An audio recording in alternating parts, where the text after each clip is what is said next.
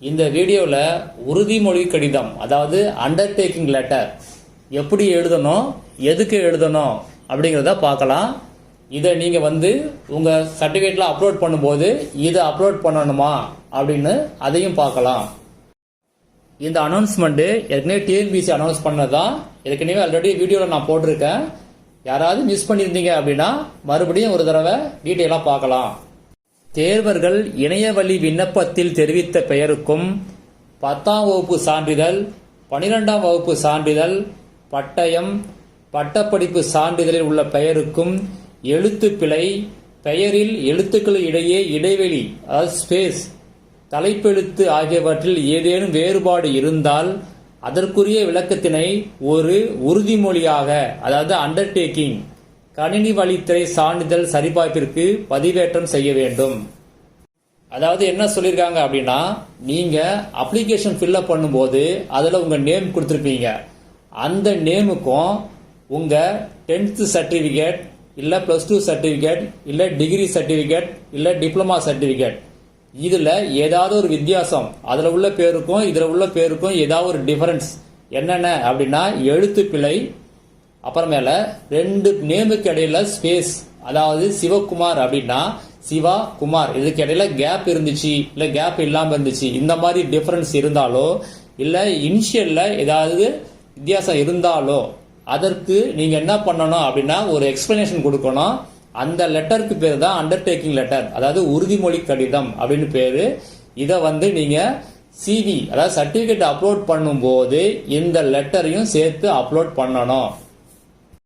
இந்த லெட்டர் எப்படி எழுதுறது அப்படின்னு பார்க்கலாம். இப்ப நீங்க ஸ்கிரீன்ல பாக்குறது தான் இந்த உறுதிமொழி கடிதம். இதுல அனுப்புனர் அதுல என்ன யார் பேர் வரணும்னா முதல்ல உங்க பேர் வரணும். அடுத்தது உங்க ரிஜிஸ்டர் நம்பர் அதாவது பதிவெண் இதை எழுதிட்டு அதுக்கு பிறகு உங்க ஃபுல் அட்ரஸையும் எழுதிடுங்க. அடுத்தது பெறுநர் செயலாளர் அவர்கள் தமிழக அரசு பணியாளர் தேர்வாணையம் சென்னை 3 இந்த அட்ரஸை எழுதிக்கிங்க. அடுத்தது மதிப்பிற்குரிய ஐயா அப்படின்னு போட்டு பொருள்னு போட்டு இதுல என்ன எழுதணும் அப்படின்னா உங்களுக்கு என்ன ப்ராப்ளம் இருக்கு அப்படிங்கிற மாதிரி எழுதணும். நான் எக்ஸாம்பிளுக்கு ஒன்று காட்டுறேன். இதுல என்ன இருக்கு பொருள் அப்படின்னா கல்லூரி இறுதி மதிப்பெண் சான்றிதழில் பெயரின் இடையே இடைவெளி தவறுதலாக அச்சிடப்பட்டுள்ளதனை தெரிவித்தல் அப்படின்னு இருக்குது. உங்களுக்கு என்ன ப்ராப்ளம் இருக்குதோ அந்த ப்ராப்ளத்தை இதில் எழுதிக்கிங்க. சப்ஜெக்ட்ல நீங்க கொஞ்சம் மாத்தி எழுதிக்கிங்க. அதாவது நீங்க குரூப் 2 2A அதுல எதுன்னு பார்த்து அதை ஃபில்அப் பண்ணீங்க. தமிழக அரசு பணியாளர் தேர்வாணையத்தால் நடத்தப்பட்ட தொகுதி 4 இருக்குதுல நீங்க அதை மாத்தி 2 இல்லைன்னா 2A அதை போட்டுங்க. சரிங்களா? அந்த தேர்வில் பங்கு பெற்று தற்பொழுது கணினி வழி சான்றிதழ் சரிபார்ப்பிற்கு தகுதி பெற்றுள்ளேன். இந்த நிலையில் எனது பிறப்பு சான்றிதழ் மற்றும் 10ஆம் வகுப்பு சான்றிதழ் உட்பட பிற அனைத்து சான்றிதழ்களும் எனது பெயர் சரியாகவே உள்ளது. ஆனால் எனது இளநிலை கல்லூரி இறுதி மதிப்பெண் சான்றிதழில் தவறுதலாக பெயரின் இடையே இடைவெளி உள்ளது. இதற்காக மாற்று சான்றிதழ் கோரி கல்லூரி நிர்வாகத்திடம் விண்ணப்பித்துள்ளேன்.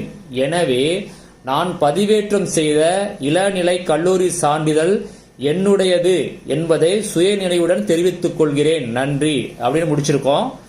இதுல நீங்க உங்க சர்டிபிகேட் எந்த சர்டிபிகேட் ப்ராப்ளம் எதெல்லாம் ப்ராப்ளம் இல்லை அப்படின்னு டீட்டெயிலா கொஞ்சம் எழுதி இதை முடிச்சிருங்க. கீழே இப்படிக்கு தங்கள் உண்மையுள்ளன்னு போட்டு தேதியும் இடமும் போட்டுருங்க. இந்த லெட்டரை நீங்க டைப் பண்ணியும் அனுப்பலாம் இல்ல ஹேண்ட் ரிட்டனாகவும் அனுப்பலாம்.